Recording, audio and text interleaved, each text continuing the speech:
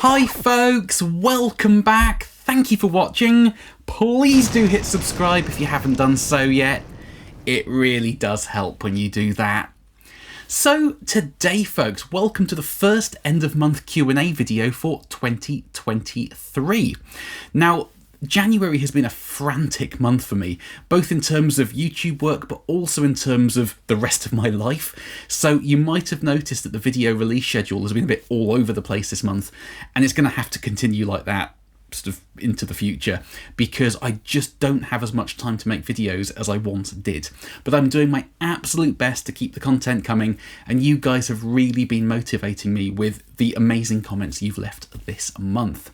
So let's dive into it and see who is up first.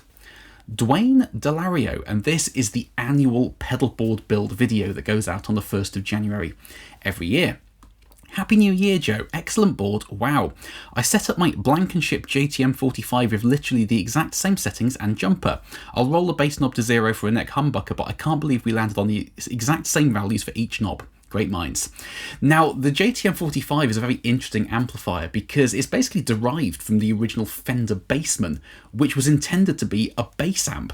So it's a very thick sounding amplifier. And whenever I use that amp in demo videos, which is probably 90% of the time, I always put the settings on the screen at the start so you can see how the amp is set. And people do quite often comment about the fact that the bass knob is practically off, 2 maximum, sometimes down on 0. And that's how you dial in a JTM45. You tend to have the bass off, but when you get it dialed in, that amp is just godly. It's my favourite amplifier I've ever played. And yeah, it does take a while to dial the settings in, but oh god, the crank JTM45 is just insane. Gribble Greeble. I have anxiety just looking at that board. Try building the bloody thing. Actually, the worst part of the whole thing is sitting here with a pile of pedals, a pile of power adapters, a pile of patch connectors, reels of patch cable, and an empty board. And just looking at it all thinking, oh, I've actually got to do this now. It's the worst part of the whole process. But yes, there's a lot of anxiety in that board in general. Kira Barsmith. Awesome build, Joe. You never disappoint. Thank you, Kira. Such an impressive pedal collection you've curated. You inspired me to ditch the 1s and 0s as well. Excellent. Hard to choose a favourite from your board, but the Asheville ADG-1 surprised me the most. Their ACV1 is on my to-buy list already. Thanks for all the great content your hard work shows. Happy New Year. Well, Happy New Year to you, Kira, and thank you for the kind words. Now, a lot of people commented on individual pedals on the board in the comment section, but that Asheville ADG-1 delay was probably the one that got the most positive comments, and I think a couple of people even went and bought one off the basis of that build video, which is terrifying from my perspective. But it is such an amazing delay pedal. I looked at it for ages and I had to buy it new because they almost never come up secondhand, and on the 1 or 2 occasions I have seen them come up secondhand, they're practically the same price as they are new. And Andertons here in the UK stock them. So I was looking on their website for a while and hesitating pulling the trigger, and then just before Christmas, I mean even like the 20th of December or something, they had a 20% off sale on it. So I hit the button and it just made it onto the board very last minute. But it's probably the most astonishing analog delay I've ever used. It can do some really wacky things. I'm only scratching the surface of what it can really do. But the modulation circuit and the cleanness of the delays and the fact you can filter the delays is just amazing. So I cannot recommend that pedal highly enough. Wow, Joe, outstanding rig. Cool seeing the Surfy Bear on there. More like a pedal carpet than a board. Well, next year we'll do the pedal carpet build. Yeah, the Surfy Bear, man, what a reverb. It's my favourite actual like real spring reverb I've ever used, but fitting it on the board was an arseache. Had to go sideways. I did try it having it the proper way around, but then it screwed up the layout of everything else, and fitting it on there was a pain in the backside. But I'm so glad it's on there. I did miss having a reverb on the board last year, and that is just the best I found. Michael Powell, the first 20 seconds captured me. That sounds sonically perfect. subscribed times 100%. Well, I was really happy with that opening sound, and that was actually from another take of the whole video that I did, and I just nipped that little bit out because whatever I stacked together there just worked, and yeah, it did sound really, really special. But that is the power of analog for you folks. Spid Movie. 29 minutes. I'm glad to finally see someone on YouTube that also uses the Decibelics Golden Horse. I've been saying on all Klon videos that it's the one to try because it's perfect, and even better if you like small sized pedals. I've been using mine on a 2-rock amp chasing the John Mayer clean tone, and it's probably the best purchase I've done so far. Now, it's one of those pedals that in all those gear page threads of the best clone and all that sort of stuff, it always rises to the top. There's a couple of other names like the Centura and the Ryra that kind of are up there with it, but the Decibelics generally wins out with people who have compared their clones to original clones. It is sonically perfect. It really, really is. It sounds right. And Guillaume at Decibelics just makes outstanding pedals. I've got his Reverend on the board as well, the Big Sonic Expandora replica, and that is insane as well. So definitely keep an eye on the Decibelics website. I can't wait to see what he brings out next. Hi Joe, amazing board and sounds. I'd like to ask you why you don't put the small trees after the fuzz pedals and use it always on. Very good question. There's 2 reasons that come to mind for that. Firstly, that pedal is always on unless I'm using a fuzz, which is 99% of the time. I don't use fuzz particularly often, especially in demo videos, because it just sounds like a fuzz pedal. It doesn't really show you much of what I'm trying to demo. So it's always on 99% of the time. But also, I didn't want to use up a loop with that pedal, with it being always on, partly because it's a waste of a loop, but also because the gig rig quartermaster switches I use, they have some special foot switches in there. They're meant to be super reliable. I've never had one fail, which is good. And I think they're like the Opto kick foot switches, but they're not traditional, like proper clicky true bypass switches. They're kind of light based. And whenever you power the board down and power it back up again, it defaults that all the loops been switched off. So I would always be forever forgetting to turn that loop on whenever I want to play. So the Small Trees pedal has an old school true bypass switch in it, so I can click it on, leave it on, and I never really have to think about it. But it also doesn't waste a loop on something that would be turned on all the time. It might as well be outside the loop switcher if it's never going to be turned off, I think. So that's why it's not in the Quartermaster. If you had to choose only one phaser, which would you select? The Little Miss Sunshine versus the Cyclone. So the Crazy Tube Circuit Cyclone is the one I've got on my board this year, and it's mainly because it has the feedback control, and I was really wanting to experiment with a phaser that has that kind of watery, Joe Walshy type feedback. But this pedal here is astonishingly good, and this was on the board for years. And I love the simplicity of just one knob. It's based on the Phase 90, but it uses photocells a bit like a Univibe does. It's got really sort of clean, sort of full frequency sound. It's not really mid-focused and soupy like the original Phase 90 is, but it is incredible. It completely depends what you're wanting. If you're wanting simplicity and fidelity, Little Miss Sunshine. If you're wanting a few extra options and still a good amount of kind of fidelity, then the Cyclone by Crazy Tube Circuits is amazing. So I just wanted to roll the dice and try something new this year with phasers, but I'm loving both of them. But the Cyclone on the board is really pleasing me at the moment. Sasha Frank, over the top board for a handful of bog standard sounds. There's always one, isn't there? Sasha Frank, you are not my people, let's put it that way. Connor F Guitar. Did you notice a difference in tone or volume between running it on a battery versus a 9-volt supply? I really love these classic fuzz designs. Nothing else sounds quite the same, but I'm wary of taking the plunge because I really need it to work with the rest of my setup. And that means using a power supply. Isolated though, of course. Yes, isolated power is king. I never have really noticed a difference on, I think, any fuzz pedal really, between running it on a power supply versus a 9-volt battery. I did make a video about it a good few years ago now, and I think in that video I couldn't hear any difference anyway. But then again, fuzz, I love fuzz, but it's not my thing. I'm not an absolute fuzz nut, so maybe some people are hearing things that my ears aren't tuned into. But the Williams audio things To be fair, on my board, I run all my fuzzers and range masters on GigRig virtual batteries.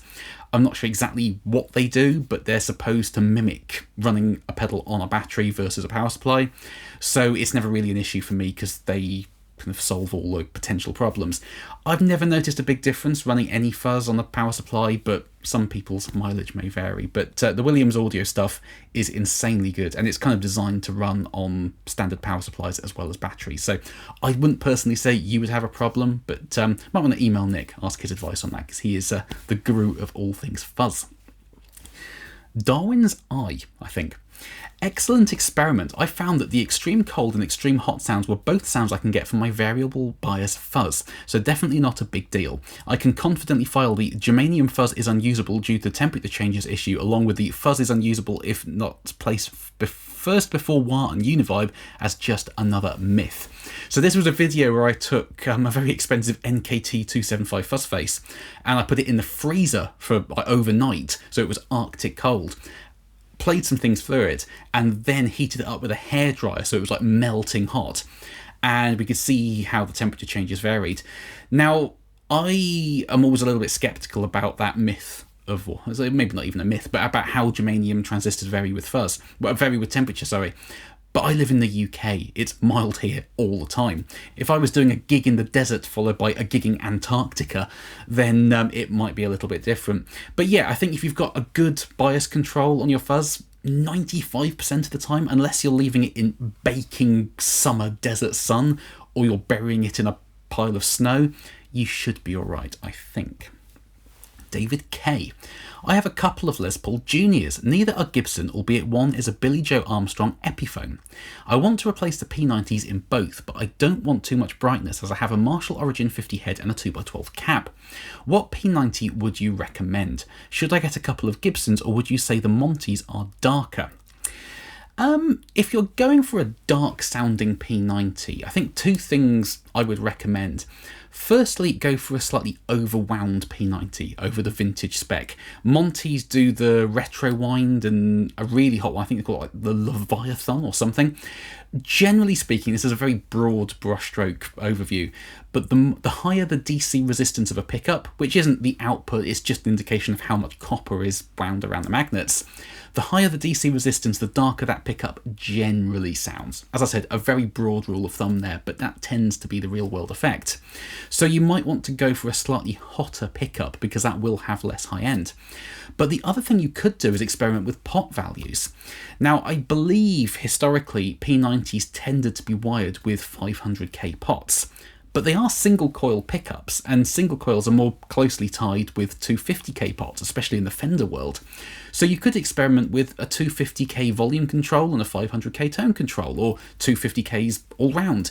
If you go to a lower pot value, you will take high end off. So it might be worth, before you swap the pickup, experiment with the pot values and see whether you can kind of take some of the high end off. But I can wholeheartedly recommend the Monty's. I know there's more comments about Monty's coming up, but the Monty's P90 is a wonderful, wonderful sounding thing. That Les Paul Junior, it's not a guitar that I tend to pick up and play all the time, but whenever I use it in a demo video, when I'm mixing the audio and I'm just listening through to it in the background, I always go, what's that? And it's always the Junior. And people always comment about how good that Junior sounds with the Monty's P90 in it. Wonderful, wonderful sounding guitar. Rockhead 11. Perfect tone. Bright, full and defined. Tellies don't always have to sound like a telly. I'd keep those pickups in there until the end of time. Very cool tune as well. What are you using for the overdrive? Now this is moving on to a song I recorded, which I called The Wide Ranger, very unoriginally, with this, the 52 or 50 Lux telly that Matt at Monty's modified for me, custom pick guard, his new wide range humbuckers, and it's just become one of my favourites. This guitar was gathering dust, and then when Matt did the work and refretted it and set it up properly and put the pickups in, I can't put this thing down. It's actually got a broken string at the moment. That's how much I've played it. I've managed to snap a gauge 50 round string. Now, this is a wonderful sounding guitar, and these Monty's wide range humbuckers they've quickly become some of my favourite pickups I've ever played. Now, in terms of the overdrive on that song, what I did is I used my JTM 45 and I just kind of arbitrarily stuck my MD441 mic on the Fane A30 speaker that I've got in the 2x12 at the moment, and ran the amp really loud but still clean, because as well as giving the guitar a bit of a test drive and trying to show off all the tones it could do in that song, I also wanted to test out the 2023 pedalboard and see what tones I could get going on with that. So on that song, most of the overdrive sounds were actually the Kingsley Page, but that was with various things stacked into it. So the main rhythm track from memory was the guitar on the bridge pickup with the Kingsley Page, and into the front end of the Kingsley Page was the ClinchFX EP-Pre. We've got more comments coming up about that pedal because I demoed that this month too. And I actually think the EP-Pre was used on probably 90% of the guitar parts, and I think I used it on the bass too, actually. Wonderful, wonderful pedal. But most of the gain sounds were the Kingsley Page. I think I had the Decibelics Golden Horse, the clone into the front end at one point. I think I probably stacked the 808 clone into the front end too. So it was various things stacked into the Kingsley Page. But the Page is quite a thick, low, middly overdrive, and it just worked with the wide range humbucker. So I just kind of rolled with it and used that on the vast majority of things. Dave A. Rooney, really good, more stuff like this. Now, I do want to do more original songs this year, even if it's just demoing a piece of gear. I really want to start writing bits again. It's just a time factor. The writing and recording a song and editing the video and doing the sort of multi-camera shots I do, it does take days to do that, and I just don't have that time, but I really want to try. I am actually going to be writing and recording a song demoing a brand new pedal that nobody really knows about yet tomorrow, because it was delivered by UPS this morning. So I am going to be doing another one that'll be out, in a week or so. But I do want to do more. So a lot of kind words on that song about how it sounded, my playing, which was really flattering. So yeah, I am going to try and do some more original songs and dot them around the channel this year, if I can. But they do take a long time, so it does have to come down to time. Monkey Brains. Bass. Do you go straight in or through pedals/amp? I don't think I've seen you demo pedals with bass. I'm not a bass player. I mean, every guitarist thinks they're a bass player, but most of us aren't. We can kind of thud through a root note bass line with a pick usually. I'm not a bassist, so I don't tend to demo bass things because I'm just hopeless at playing it. But I do have a cheap bass with some really nice Monty's pickups in it actually, but the bass itself is quite cheap, and that I use for recording because I'll need to thud through a bass line to make the song work. I can just about do that. Generally just DI it. As I said, I think I used the ClinchFX EP-Pre on that song. And I think I added some Effectrode PC2A tube compression on the front end too to make it really kind of solid. But yeah, I just generally plug the bass straight into my Neve 1073 style preamp, add some EQ, add some compression, and just DI the thing. So I would love to have an Ampeg SVT here and a custom shot bass, but it's just not worth it. I'm not a good bass player at all. And finally on that video, Monty's guitars and pickups. Sounding crazy good, man. Every hat I own off to you. Which is just wonderful to hear, because that day I spent with Matt modifying that guitar was so much fun. It was such a long day. I think I left here at 6 in the morning and didn't get home until like 11 at night or something. Didn't eat all day. Matt was just working solid on it. I was absolutely dead, as was Matt by the end of it. But it was just a huge amount of fun. And how he took a kind of knackered old 52 Japanese reissue and turned it into this, which is just ridiculously good sounding. It was amazing watching him work. It was hypnotic watching him put everything together. So good. Looks awesome. Gotta try me out some Monty's. Now, I've tried a lot of the Monty's pickups, especially the vintage voice, like the PAFs and the Tele 53 bridge pickup, various pickups he makes. They are all some of the finest pickups out there. So if you're in the aftermarket sort of boutique pickup world, and you're in the UK especially, definitely check out Monty's, because they're just some of the best pickups out there. I really do think so. Joe Rocchio. I loved your honesty in this review. I agree this pedal was a big letdown, unfortunately. I hope they'll make a version 2 addressing the headroom issue because the flanger sounded really, really good. And this was the ThorpyFX Camouflage that I demoed last summer, I think. And at the end I said I loved the pedal, but the headroom issue where you hit the guitar and it just clips the BBD, I wasn't really a fan of. And yeah, I wouldn't say the pedal was a big letdown. It was just that one little quirk that just didn't really work for me. But I would love for there to be a version 2 of that pedal addressing that problem and maybe making another tweak or two. The one thing about that pedal is I looked inside it, as I do. I don't know anything about circuits. It's got the Cool Audio reissue BBDs in it. It's got, I think, an op amp or two, maybe a transistor, capacitors, resistors, and that's it because it's an analog pedal. I've got pedals with all of those components in, even sort of Mistress-alike flangers with all those components in, that can run at 12 volts to 18 volts. And I really do think if there was a way to run that pedal at a slightly higher voltage for more headroom, it would be the perfect flanger. But you can only run it at 9, according to Thorpy. And all of the components that Thorpy use are premium top quality components. So I would have thought that they would be perfectly ample of taking a higher voltage, but they say don't run it on more than 9. So I would love for there to be a version with, you know, that could accept higher voltages or have a charge pump in it or something to sort that headroom issue out. Because if it weren't for that, it would be on my board now. It was an incredible pedal. It was just that sort of last hurdle that it fell down on, which was really, really sad. Now, moving on to the ClinchFX EP-Pre. It is interesting. Good. I would like to ask how much it is different from the Exotic EP. Is the switch on the top a bright switch?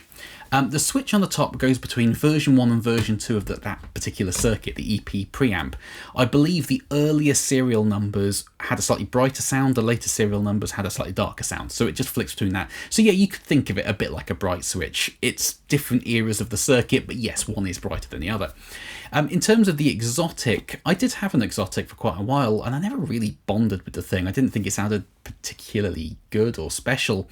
I think the Exotic has a huge amount more level than the EP-Pre. Now, somebody in the comments pointed out, and they're absolutely right, that ClinchFX make the EP Plus or the EP-Pre Plus, which is basically the EP Preamp with a lot more level on it, more like the Exotic. So if you're wanting a ton of level out of the pedal, check out the EP Plus or whatever it's called. I think, to me, I used to run, I think from memory, the Exotic had dip switches inside. You can go between like a version 1 and a version 2. I always ran it on the brightest position on the dip switch, and it was still a bit too dark for me, whereas the ClinchFX has the top end, and it just sounds incredible. And I think it just feels nicer. It's either less compressed or the frequency response is more pleasing, or whatever it is. I didn't really care for the Exotic EP-Pre personally, but I know a lot of people love that pedal, and it just goes to show that there's a pedal out there for everybody. Billy Ray Valentine. The effect that it had on the SG was incredible. Of all the EP-Pre preamp emulation I've heard, this one is the sweetest. The real question is, where do I put an EP-3 preamp pedal? I think my answer would be at the end of the chain to sweep things up. Before a delay to give an EP character to any delay pedal is nonsense to me. I mean, you can do that before a delay pedal. It might not be your bag, but you can do it. The thing with that pedal is you can put it anywhere, and especially in the bright mode, you can run it at the start of your board as an always-on sort of preamp and buffer to drop the impedance down and drive cable runs off to the amp. You can put it in the middle of your board so you can stack things into it, but also stack it into other things. Some people in the comments said they run it at the end of their board and use it like a sort of semi-master volume. You could probably put it in the effects loop of an amp if you wanted to. It's just subtly different effects. You get more level out of it, of course, running it post drive, because then you actually get the level bump, but you can stack it into things. That's how I tend to use it, is stacking it into the front end of overdrives, just to kind of fatten it out and give you a little bit more gain. You can use it in so many ways, so experiment, see what works for you. Get one of those pedals, move it around and see what you settle on. It's a lot of fun doing that. Chief Line. I have heard the term, it's like taking the blanket off your speaker cabinet. Well, that is exactly what this pedal sounds like. Damn, Joe, that was a great pedal. It really is special. And as I said, I've tried the Exotic, I've tried one or two other EP-Pre style pedals. This is my favourite, and it's kind of ended my search. There's another, I think there's a question about the other pedal coming up, about the Chase Tone Secret Preamp, which is the other EP style pedal that's held in the same bracket as the Clinch. And yes, somebody was discussing the similarities and differences, which we'll get to in a second, I think, if memory serves. Bandit Sharp. Wonderful pedal tone and playing, Joe. Thank you. Unsurprisingly, you seem to get a tremendous variety of tones out of your colossal collection of guitar memorabilia and oddities. But surely it can't all be about valves, capacitors and strings. Some still say the tone comes from the fingers. But what picks do you use these days? I'd be interested to hear what brand, shape, thickness, material, etc, etc. Also your thoughts on how differences in picks affects the tone. Maybe if the answer is too long-winded, you might consider a pick shootout at some point. Might be a little too nerdy even for me, but I use these. Standard yellow Dunlop 0.73s. They are inexpensive. You wear them out, you throw them away, you get another one. Now, I have gone down the pick rabbit hole before. This is one of the ones that I bought. This is a Red Bear, sort of the next best thing to tortoiseshell pick. I think this cost about £25. It's a ridiculous amount of money. And the one thing I found about this pick is it sounded a little bit different. These tend to sound, in comparison, a little bit kind of spiky in the mid-range. You get a slightly thicker tone with one of these picks. Not enough. Unless you're A-Bing it, you'll never hear the difference. But side by side, there is a difference. But for £25, it wore out surprisingly quickly. The edge has really gone after just a couple of hours of playing. And the other thing I found is I tried to find some cheaper, I think it's casein picks. I think it's like a milk protein. It's meant, I think that might be what this is made of, actually. And I found some in the UK. This was a little bit thick for me because I prefer thinner picks. So I bought 5 of the things and I snapped them all in half within about 5 minutes. I got one out the bag, strummed a chord, and half of it disappeared to the other side of the room. And rinse and repeat. I just get go, and you go, boo, and pinged off across the room. So I prefer thinner picks. That sort of pick, when it's thinner, is much too brittle for me because I use heavy strings. I'm ham-fisted. I just hit the hell out of the guitar. But that's another reason why I like the thinner 0.73 picks. And it's a loose analogy, but bear with me.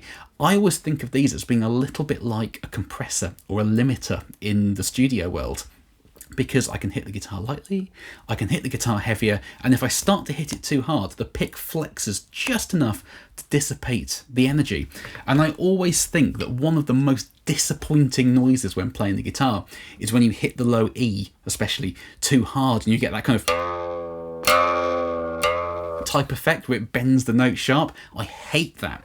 And I don't get A with a 64 low E, but with these picks, I can hit the low E as hard as I want, and the pick flexes just enough, and it acts like a bit of a sort of brick wall limiter. It just stops things getting out of hand, because I've got a terrible technique. I just whack the hell out of the guitar all the time, and it just stopped things going too badly wrong. So I just stick with these. I buy them in bulk packs of 72 or something. You play for an hour or two, the edge starts to go, it becomes a little harder to play. You just throw it out and get another one, and you don't have to think about it. £25 for a plectrum is absolutely ridiculous, regardless of what it is. Totally unmemorable. I see you still have the micro coils in the Telly. They sound great, and so do mine. At first I was impressed with the neck pickup, but now I think I need to take it down to 250k. It's currently at 500k, which is where I have the bridge pickup.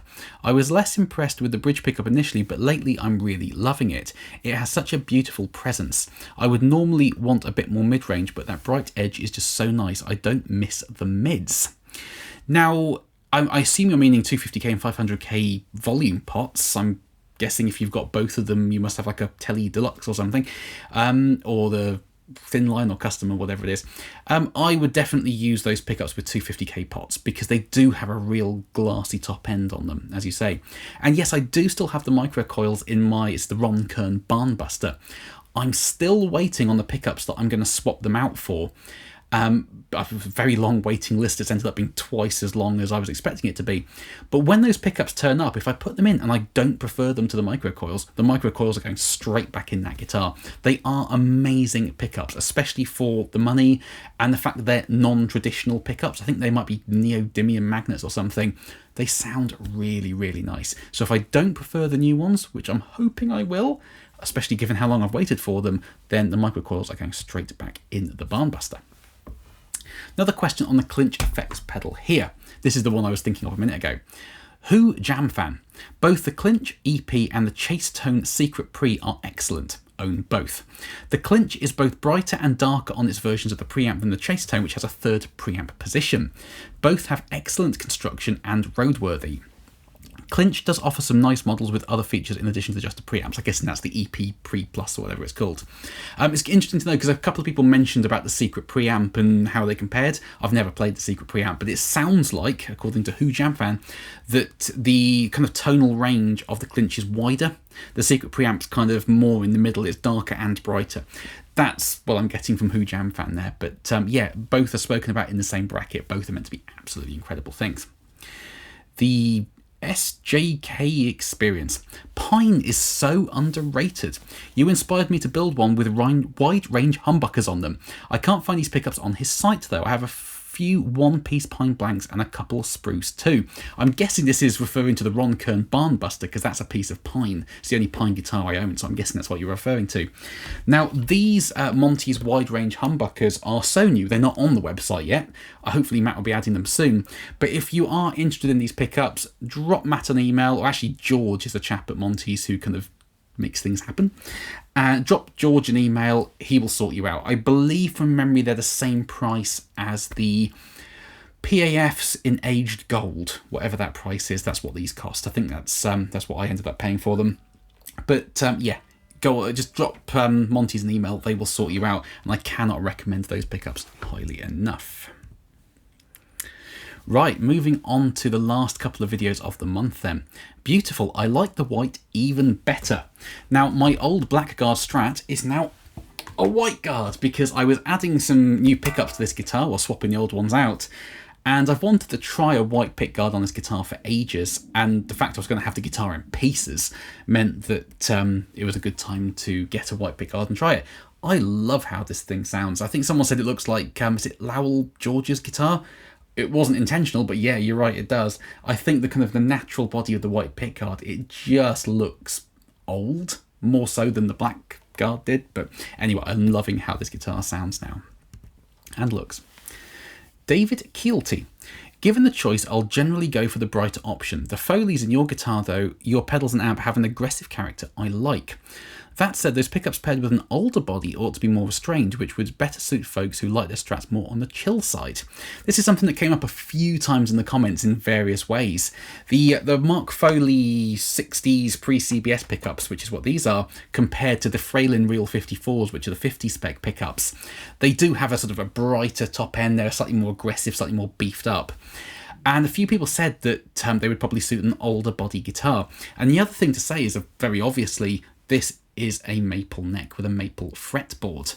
Now, depending on who you listen to about how woods affect the sound of guitar, or whether they do or don't, a lot of people will say that a rosewood board will give your Strat a slightly kind of softer attack and a slightly sort of warmer, rounder sound, which might suit the brighter pickups. But in a direct comparison, the 60s pickups do have that sort of zing on the top end. They're more quacky, I would say. On the Fritz 602. Sounds fantastic. I prefer this type of playing as opposed to all the SRV wannabes out there. Nice to hear some classic rock tones coming from a Strat. And at the start of that video, I made the point of saying, look, most people who are into these pickups and demo them are ridiculously accomplished blues players. I'm not that guy, because I'm just preempting the comments going, learn to play before you swap pickups, man. Because people just want to hear that kind of Matt Schofield blues type thing, and I can't play that stuff to save my life. But yeah, you can absolutely use a Strat for classic rock, and it sounds beautiful. And the final question this month. Funky Bass UK. That Strat with those pickups through the Orange and JTM 45 sounded superb. I think this guitar sounded superb through all the amps, but yes, the JTM 45 and the Orange were special with this guitar.